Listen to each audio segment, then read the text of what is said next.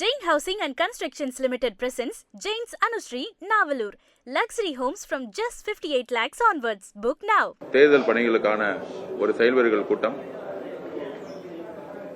திருச்சி முழுவதும் மிக சிறப்பான ஒரு தேர்தல் பிரச்சாரத்தை மக்களே உருவாக்கிட்டு இருக்காங்க.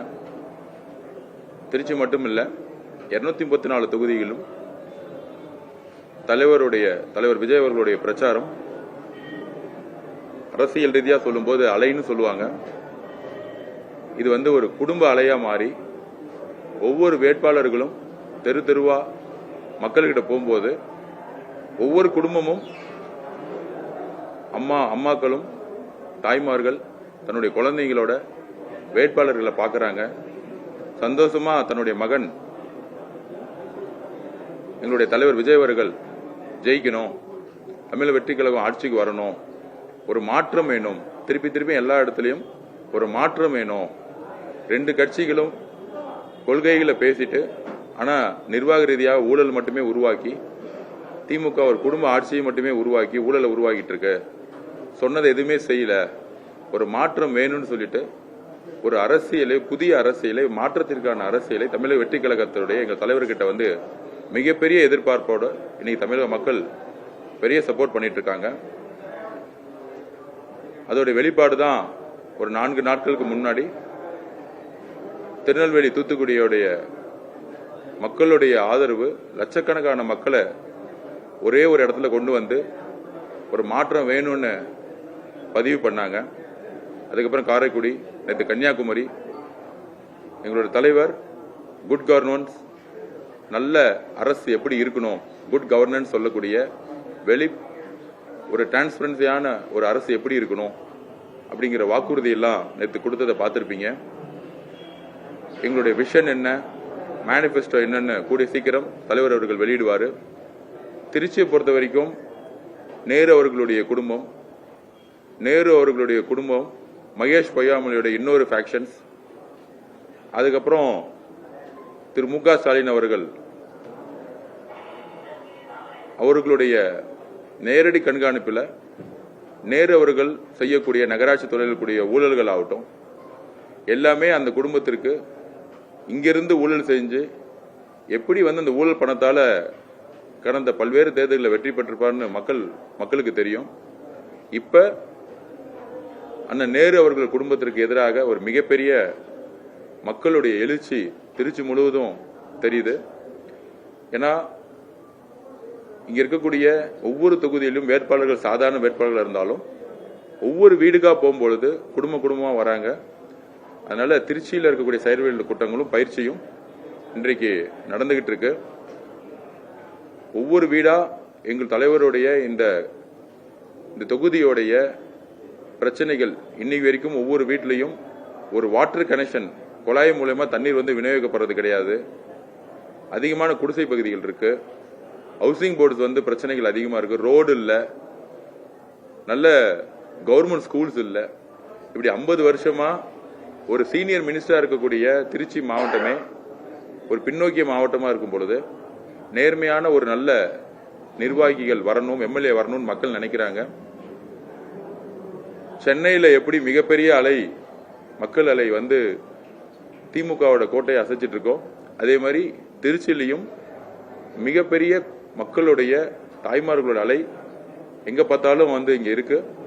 அதுதான் என்னுடைய களப்பணியில நான் என்னுடைய களப்பணியில தெரிஞ்சுக்கிட்டது. Any questions? தமிழ்நாடு முழுவதும் அவருடைய பிரச்சாரம் வடிவமைக்கப்பட்டிருக்கு. அது இல்லாம ஆஃப்லைன் சொல்லக்கூடிய சமூக வலைத்தளம், டிவியில அவருடைய பிரச்சாரமும் அவர் உருவாக்கிட்டு இருக்காரு. கூடிய விரைவில் தேதிகள் கொடுக்கப்படும்.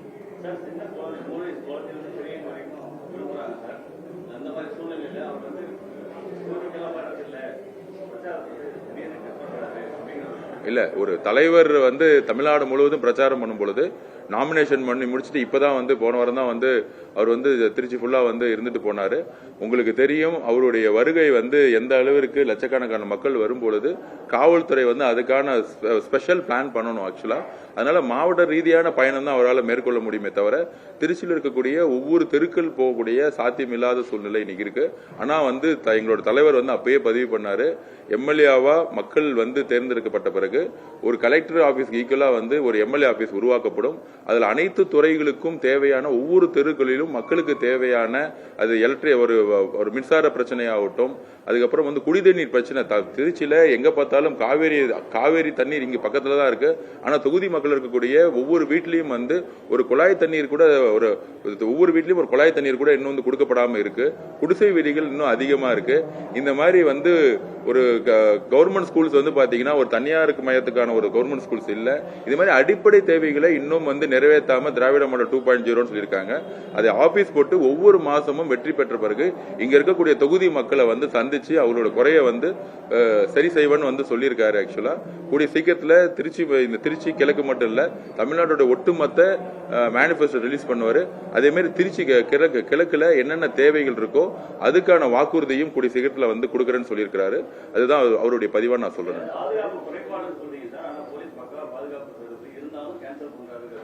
இல்ல அப்படிலாம் கிடையாது. நேற்று கன்னியாகுமரி வந்து பிரச்சாரம் முடிஞ்சிச்சு. அதுல வந்து ஒரு நல்ல கவர்மெண்ட் வந்து கவர்னன்ஸ் வந்து எப்படி இருக்கும் அப்படின்னு சொல்லியிருக்கிறாங்க. சில இடத்துல வந்து பிரச்சாரத்தோடைய வழிமுறைகள் வந்து எந்த இடத்துல ஸ்பாட் நம்ம ஒண்ணு கேட்போம், இன்னொரு ஸ்பாட் வந்து அவங்க கொடுப்பாங்க. அந்த ஸ்பாட் வந்து மக்களுக்கான ஏன்னா ஒரு இடத்துல வந்து ஒரு 50,000 பேர் நிக்க முடியும், இல்ல அந்த இடத்துல வந்து இல்ல 10,000 பேர் தான் நிக்க முடியும் போது சில இடம் மட்டும் வந்து காவல்துறை கிட்ட வந்து இன்னைக்கு வந்து சில ஏரியால மட்டும் காவல்துறை வந்து ஒரு முரண்பாடுகள் இருக்கு.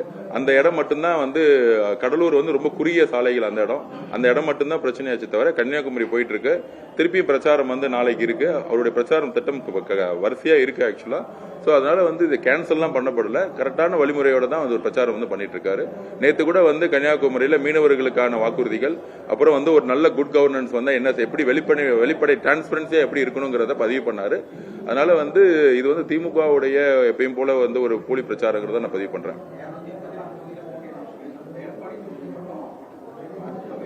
இல்ல அது நான் அப்படியே பதிவு பண்ணிட்டோம். அந்த தொகுதியில வந்து ஒரு கருப்பாடு எப்பயுமே ஒரு கட்சின்னு ஒன்று உருவாக்கும் பொழுது ஒரு கட்சியில நிறைய பேர் வருவாங்க போவாங்க, சில துரோகிகள் இருப்பாங்க.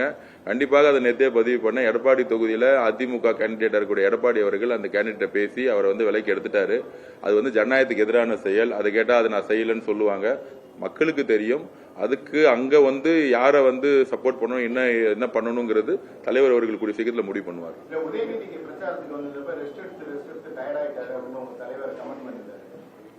அதாவது அவருடைய பிரச்சாரத்துக்கு பாத்தீங்கன்னா 300 ரூபாய் கூட்டிட்டு வந்து ஒவ்வொரு இடத்துலயும் 3000 பேரை கூட்டிட்டு வரும்போது அவருக்கு அந்த பிரச்சாரம் வந்து பிரச்சனையே கிடையாது. வருவாரு, ஒரு 3 மணி நேரம் ஒரு மணி நேரம் நின்று பேசிட்டு போயிடுவார். இதே உதயநிதி அவர்கள் டெப்டி சிஎம் ஆகி எத்தனை வருஷம் ஆச்சு? அண்ணா யூனிவர்சிட்டியில வந்து ஒரு பெண்ணுக்கு வந்து பாலியல் பலாத்காரம் நடக்கும் போது போய் பார்த்தாரா? இல்ல தூத்துக்குடியில வந்து 12ஆம் கிளாஸ் பொண்ணு வந்து கற்பழிக்கப்பட்டு கொல்லப்படும் போது திரு உதயநிதிகள் வந்து போய் பார்த்தாரா? எத்தனை விதமான தென் மாவட்டங்கள கலவரமோ பிரச்சனைகள் நடக்கும் பொழுது ஒரு துணை முதல்வரா எந்த மக்கள் பிரச்சனையில போய் அவர் அட்ரஸ் பண்ணிருக்காரு சொல்லுங்க. அவருடைய பிரச்சாரம் வந்து எவ்வளவு கீழ்த்தரமா இருக்கு அப்படின்னா, இவருடைய பிரச்சாரம் மட்டும் இல்ல, முன்னாள் முதலமைச்சராக கூடிய அதிமுகவுடைய பொதுச் செயலாளர் ஒரு அம்மா ஜெயலலிதா இருந்த ஒரு கட்சி அது. அந்த அம்மா ஜெயலலிதா இருக்க வரைக்கும் ஆளுமையான கட்சி அப்படியே இருந்துச்சு. அவருடைய பிரச்சாரமும் உதயநிதி அவர்கள் பிரச்சாரம் மக்கள் புறக்கணிச்சுட்டாங்க. இவர் உதயநிதி அவர்கள் என்ன சொல்றாரு? சசிகலா அம்மா காலில் விழுந்தது வந்து கொச்சையா பேசுறாரு. அந்த அம்மா அன்னைக்கு வந்து ஒரு பொதுச் செயலரா இருந்தாங்க. அவர் வந்து காலில் விழுந்து ஒரு மரியாதையோட எந்திரிச்சு போனாங்க. சோ இதே வந்து ஒரு கலைஞர் காலில் விழுந்து எந்திரிச்சிருந்தா அது வந்து விமர்சனம் பண்ணுவாங்களா? இது அவருடைய மைண்ட்ல என்ன இருக்குன்னா, ஆண் பெண்ணுங்கிற ஒரு பாகுபாடு, பெண்ணுனா ஒரு இலக்காரங்கிற ஒரு பாகுபாடு, பெண்ணை வந்து ஒரு இலக்காரமா வச்சு ஒரு பிரச்சாரத்தை உருவாக்கிட்டே இருக்கிறாங்க. நம்ம கால விழுந்தாங்க, அது முடிஞ்சு போச்சு. அதுவா இன்னைக்கு தேர்தல் அரசியல பிரச்சனை. அது 2021 பேசினாரு.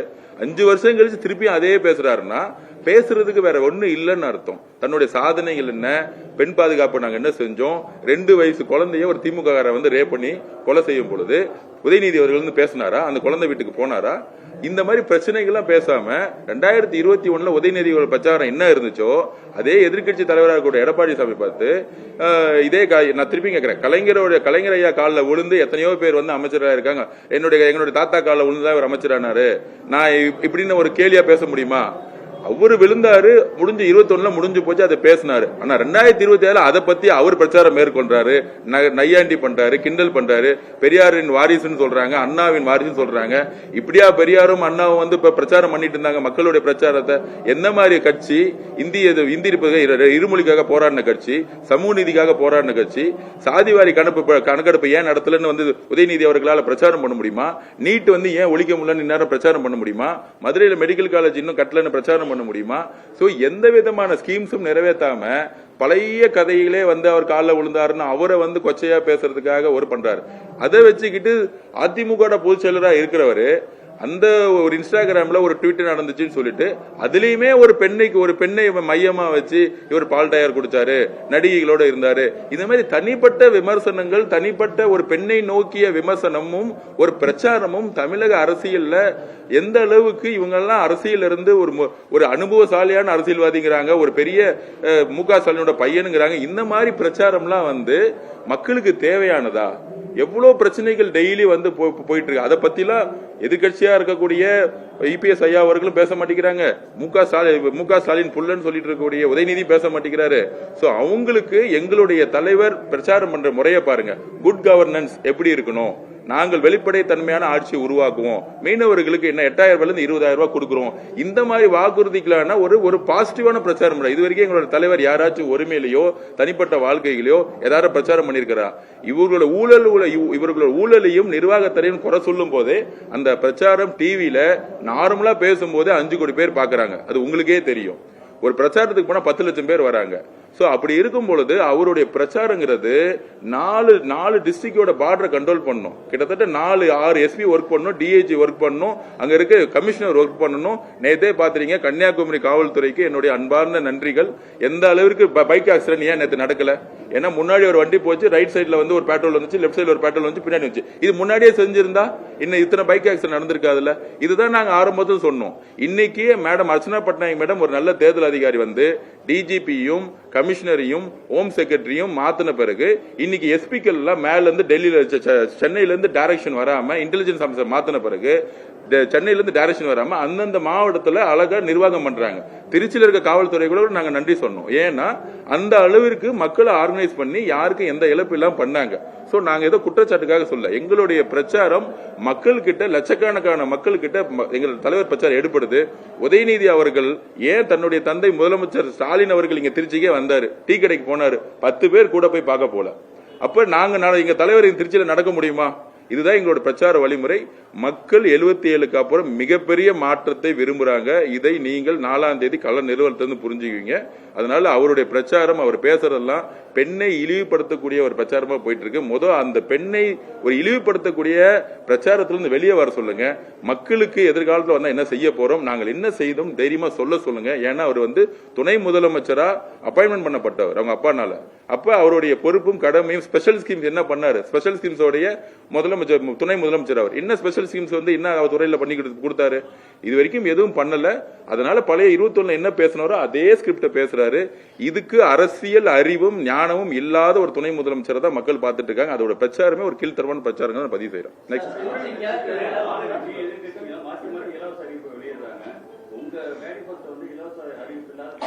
இல்ல இலவசம்ங்கிறதுல வந்து நான் வந்து அந்த வார்த்தை தவறு. அதாவது இன்னும் சமூக கட்டமைப்புல வந்து இன்னைக்கும் இந்த பாருங்க, திருச்சி கிழக்குல எடுத்துக்குவாங்க, ஆல்மோஸ்ட் 40% வந்து ஸ்லம்ஸும் ஹவுசிங் போர்ட்ஸ் இருக்க ஏரியா தான் இருக்கு. அப்ப வந்து இந்த 50 வருஷமா இருக்கக்கூடிய ஆட்சிகள் வந்து அவங்களுக்கு வந்து இலவசமா ஒரு அரிசி கொடுத்துட்டா போதும், ஓட்டுக்கு வந்து 5,000 ரூபாய் கொடுத்துட்டா போதும்னு நினைக்கிறாங்க. உண்மையான வளர்ச்சிகள் எல்லாத்துக்கும் வர வரைக்கும் அவங்களுக்கு வந்து ஒரு தேவையான ஒரு ஒரு தோழமையோட ஒரு பங்கீட கொடுக்கணும்னு நினைக்கிறோம். அதனாலதான் 2500 ரூபாய் சொன்னோம். நம்ம அதுல வந்து எந்த ஒரு சமூக நீதிக்கான சமூக மாற்றத்தை உருவாக்கணும்னா ஒரு அது கல்வியிலும் சரி, உணவு முறையிலும் சரி, ரேஷன்லயும் சரி, அவங்களுக்கான இப்ப நாங்க வந்து எஜுகேஷன்ல வந்து கொலாட்ரல் இல்லாம 20 லட்ச ரூபாய் வரைக்கும் லோன் சொல்லியிருக்கோம். இப்ப நான் படிக்கும்போது MBA படிக்கணும்னு நினைச்சேன். ஆனா IOB போகும்போது கொலாட்ரல் இருக்கான்னு கேட்டாங்க. ஒரு சாதாரண மனிதனுக்கு எங்க வீடு இருக்கும்? வீடு இல்லாதவனுக்கு MBA படிக்க முடியாது. அப்ப எங்களோட தேர்தல் கொலாட்ரல், அதாவது எந்த விதமான சொத்தே இல்லாம 20 லட்ச ரூபாய் லோன் கொடுக்கப்படும் சொல்லியிருக்கோம். இதெல்லாம் வந்து ஒரு பாசிட்டிவான ஒரு முன்னேற்றத்துக்கான ஒரு மேனிபெஸ்டோ இருக்குங்கிறத நாங்க பதிவு பண்றோம். தேவையில்லாத பொருட்கள் இந்த மாதிரி 8000 ரூபாய் கூப்பன் கொடுக்கறது இதெல்லாம் வந்து தேர்தல திமுக தான் வந்து தேர்தல் கதாநாயகன் எப்பவுமே சொல்லுவாங்க. ஆனா தேர்தல் அறிக்கை வந்ததுன்னு தெரியல, போகுதுன்னு தெரியல. தேர்தல் அறிக்கையிலையும் திமுக தோல்வி அடைஞ்சிருச்சுங்கிறத நான் பதிவு. பேரு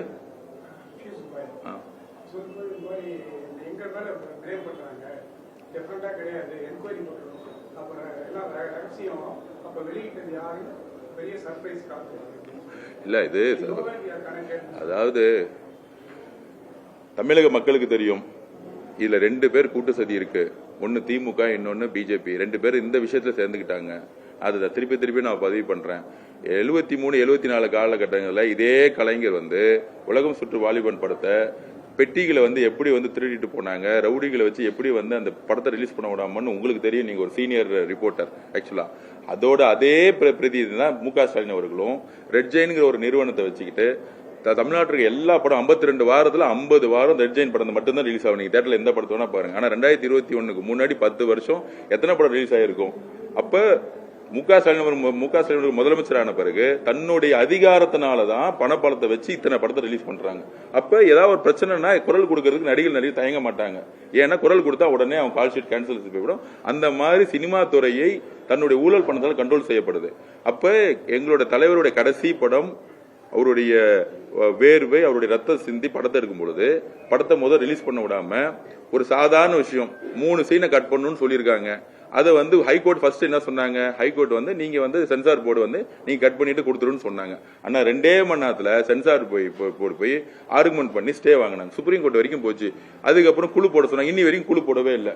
ஒரு வாரத்துக்கான பிரச்சனை இன்னும் சரி செய்யப்படலன்னா இதுல என்ன பதிவு பண்றாங்க? ஒரு நடிகர், அதுவும் மக்களுடைய செல்வாக்கான தலைவர், அரசியல் கட்சி ஆரம்பிச்சு மக்கள் கிட்ட வந்து நல்ல பேர் எடுத்து ஒரு நல்லது செய்ய வரணும், மாற்றத்தை உருவாக்க வரணும்னா உங்களோட படத்தையே நாங்க முடக்குவோம், வெளியே விடுவோம். நீங்க வந்து அந்த படத்தை ரிலீஸ் ஆனாவும் லாஸ் ஆனா என்ன ஆகும்?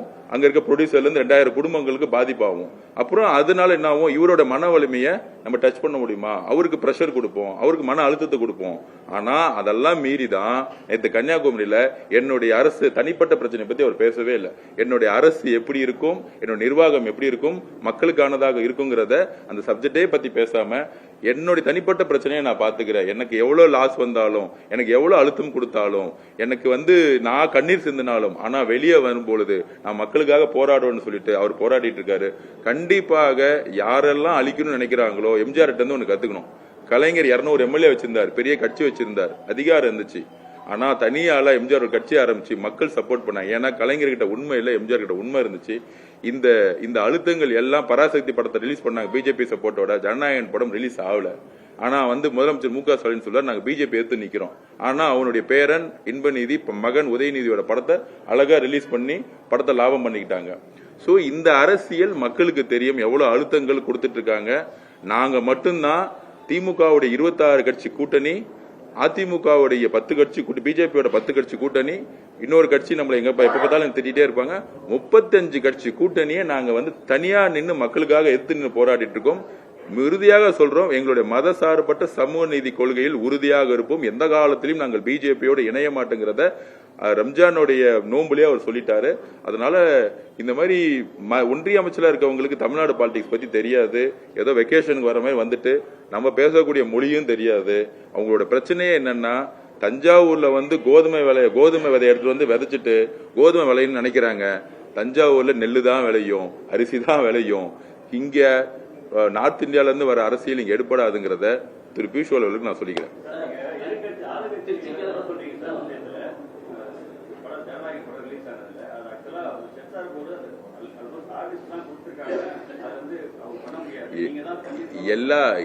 எந்த ப்ரொடியூசர் தானே தலையில மண்ணை தூக்கி போட்டுவாங்க?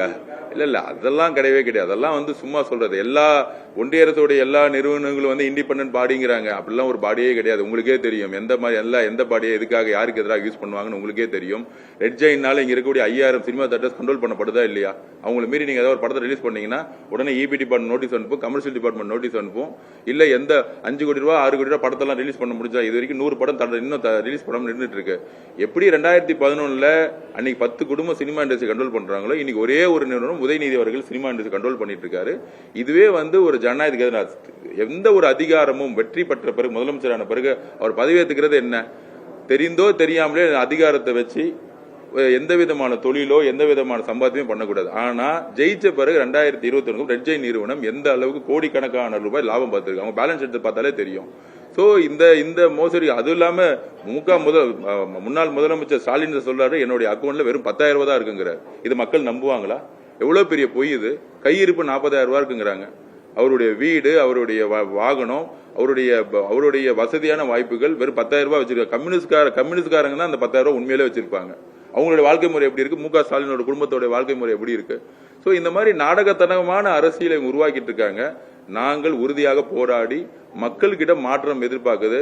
நாங்கள் திருப்பியும் சொல்றோம், அறுதி பெரும்பான்மையுடன் நாங்கள் தமிழக வெற்றி கழகம் மிகப்பெரிய வெற்றி பெறும். திருச்சியில வாஷ் அவுட் ஆவாங்க. 2011 மாதிரி திமுக எதிர்கட்சியாக கூடாது ஆவாங்க பதிவு பண்றோம். Thank you. Jain Housing and Constructions Limited presents Jain's Anushree, Navalur. Luxury homes from just 58 lakhs onwards. Book now.